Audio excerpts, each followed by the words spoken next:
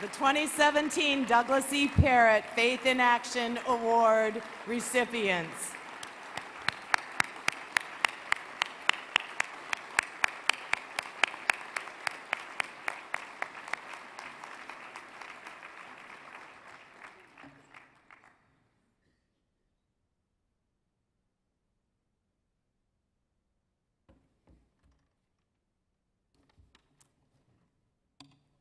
Wow. Thank you, Lutheran Family Services, for all that you do. We think you're the very best in Omaha, and maybe in the nation, at helping refugees move to our community and begin new lives. We thank you for this honor. You've warmed our hearts, and we feel privileged to be a small part of your work. We think the honor should really be going to Ruth Henricks and Lacey, who worked so tirelessly to make this program a success. It makes us so happy to see all the supporters and sponsors and mentors from many denominations and religions, all working together under your leadership. Everyone together is working hand in hand to help those who have endured unimaginable hardships and to begin a new life. We've been called to love one another, and tonight we feel that love. Thank you, and God bless.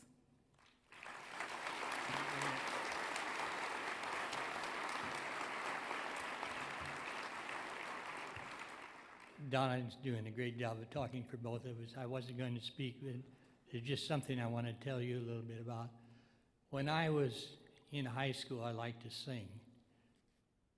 And I grew up in a small town in Illinois, and there weren't very many people who could sing in that environment. So on frequent occasions, I would sing at weddings and funerals.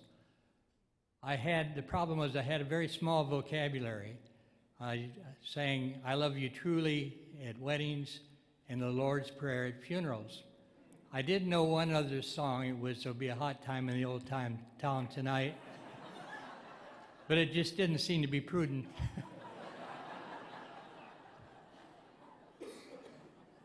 Then one of my music teachers at school gave me another song that has stuck with me all of my life. And the verse of it goes like this: I was an hungered, and you gave me meat. I was athirst, and you gave me drink. I was a stranger, and you took me in. I was sick, naked, and you clothed me. I was sick, and you visited me. I was in prison, and you came unto me. It's still stuck with us today. Thank you.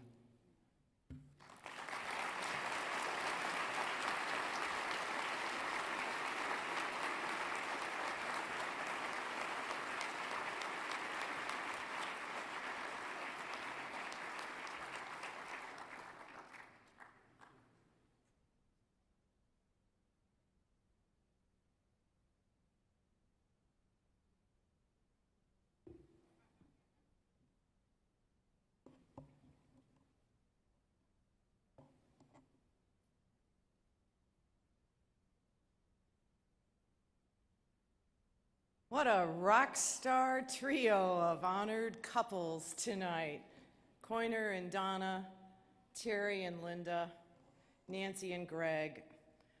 Our gratitude is to all of you for your humility and the service and with which you share, the love that you share with so many people. Thank you all very much.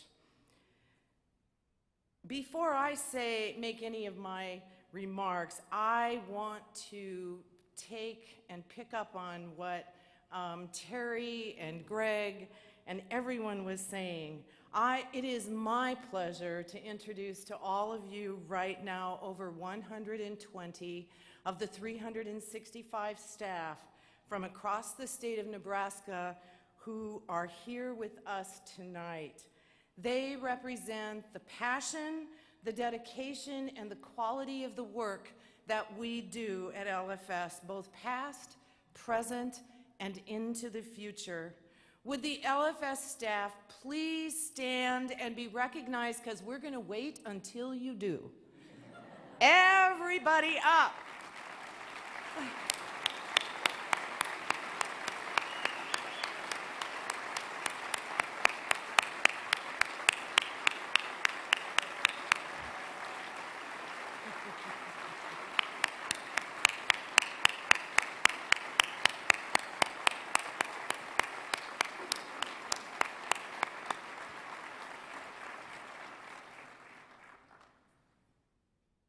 They are the best.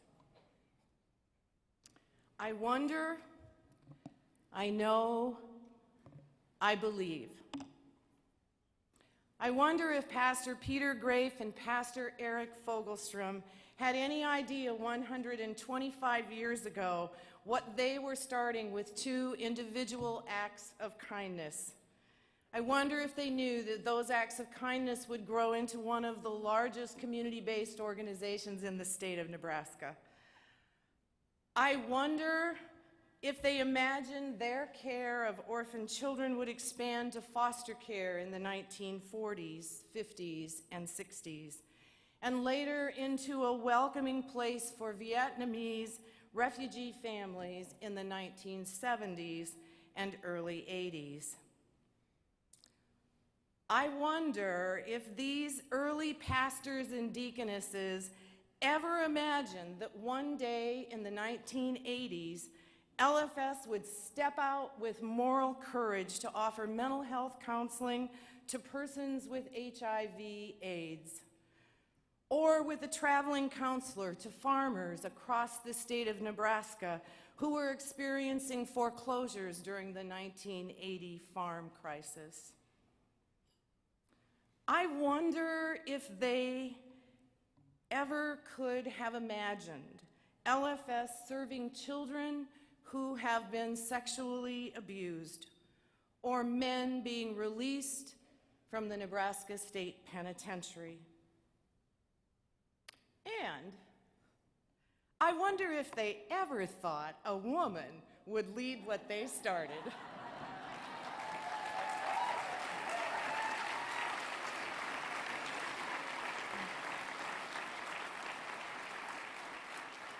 I wonder.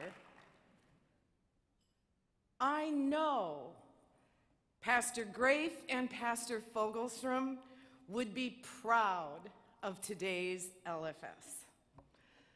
I know they would be proud of how we continued on together in 1976 after the tragic death of our CEO and his wife in the Big Thompson flood in Colorado. I know they would be proud of the outpatient mental health and substance use treatment that we began in the 1980s and we continue to lead in this state today. I know they would have wondered, as I did, when I first met a man in the Lincoln office with "Born to Lose" tattooed on his arm. And I wondered to myself, as I'm sure they would have, just how many others have "Born to Lose" invisibly tattooed on their hearts.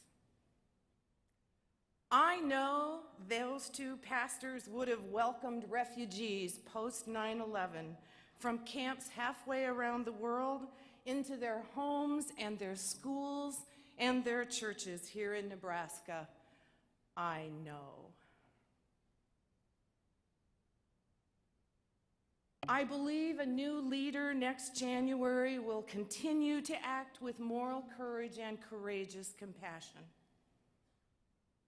I believe a new leader will bring our LFS vision to reality for a new campus for healthy families on the corner of 24th and Dodge Street in Omaha. I believe that in this next decade, a new leader will continue to build on our LFS commitment to integrated care, early intervention and prevention services, and new partnerships across Nebraska. I believe LFS will continue for the next 125 years to be the hands and feet of Christ, serving in the middle of the brokenness, the messiness, and the human suffering in our state and in our world. And I believe that LFS will continue to attract the brightest and the best staff in the world. Staff who get up every morning and come to work Monday through Friday, on weekends, and sometimes even on holidays, because they believe in the LFS mission and they care about the people that they serve. As LFS transitions to a new leader, I trust your passion for our work will continue and that you will share your LFS passion with others. I have confidence in all of you that your financial support and your prayers will remain strong. The world needs LFS. Who knows? Maybe you or someone that you know and love will need the help of LFS tomorrow morning. LFS offers people a chance in the world to be part of the solution to pain and trauma and depression. We must put our faith into action. I invite you tonight to do just that, to put your faith into action and serve with LFS for another 125 years. May those who come behind us find us faithful. As for me, I will carry LFS in my heart forever. Happy birthday, LFS.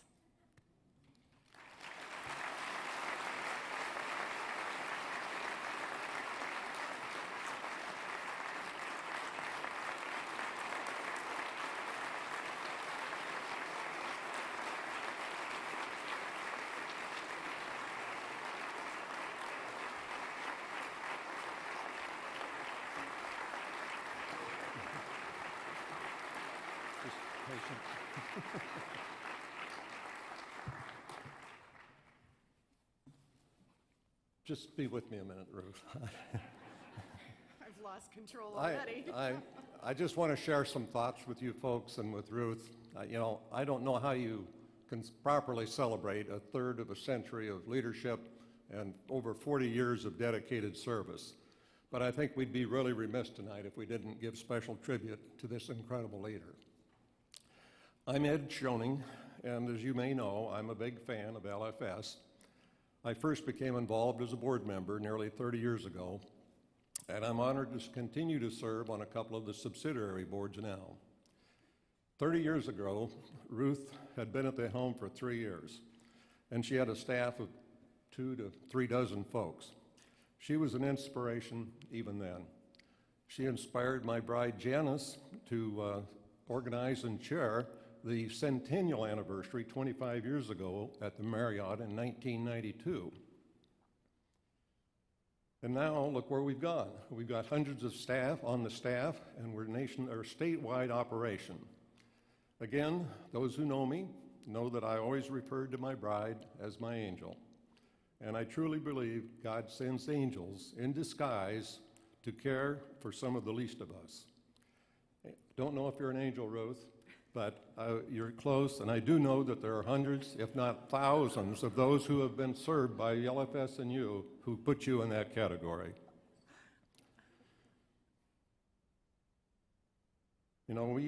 Janice and I, before she went home, had talked about doing a legacy gift for LFS, and did not get that done in her lifetime, but I did get it finished this past year, and we were able to do that in Janice's honor. You're all great supporters of LFS, and I believe one of the best possible ways to honor Ruth and her many years of service is to continue and strengthen that support in the years to come, and I encourage you to do that. Thank you, Ruth.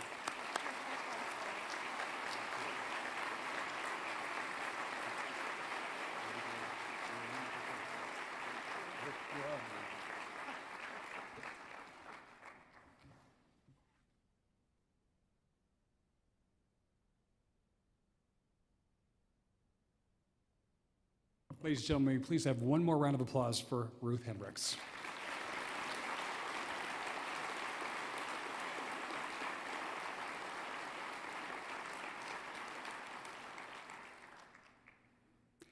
This has been an inspiring evening, to say the least. We heard from Steve Pemberton and his commitment to find his family and, in the process, find a chance in the world, to find safety, and ultimately to find a brighter future. We're in awe of the three amazing couples who put their faith into action, inspiring us to serve our neighbor. And finally, again, our thanks and appreciation to Ruth for 4 decades of service and commitment to the Lutheran Family Services mission. Now, if all of this great work inspires you to do more, there are lots of ways to help. On your tables right now, if you take a look, you've probably seen them already, are envelopes and cards outlining several options. You can give in honor of Ruth's amazing leadership, in honor of the 3 couples who've been recognized here this evening, or you can give in celebration, of course, of LFS's 125th anniversary. God bless you all. Thank you so much for caring about this life-changing organization. We have one more thing before we go, the moment you've been wondering about maybe. Spinners? See them on your table? Got them? These are actually kind of new to me, believe it or not. Each of you has a blue fidget spinner there at your table, so you please pick yours up right now. Pick them up. Please, pick them up. Should be about 800 of these spinners out there. Should be plenty for everybody. Take another minute to do it and spin it. We want you to take these spinners with you, folks, and remember Lutheran Family Services wherever you go, wherever you carry it. You know many of the stories of hope and opportunity that LFS helps to write. We ask you to share those stories with others. And we ask you to continue to make a positive impact here in Omaha and elsewhere every single day. On behalf of Lutheran Family Services of Nebraska, we thank you so much for helping us celebrate 125 years. And now, on to the next 125. God bless you. Thank you so much, and drive safely.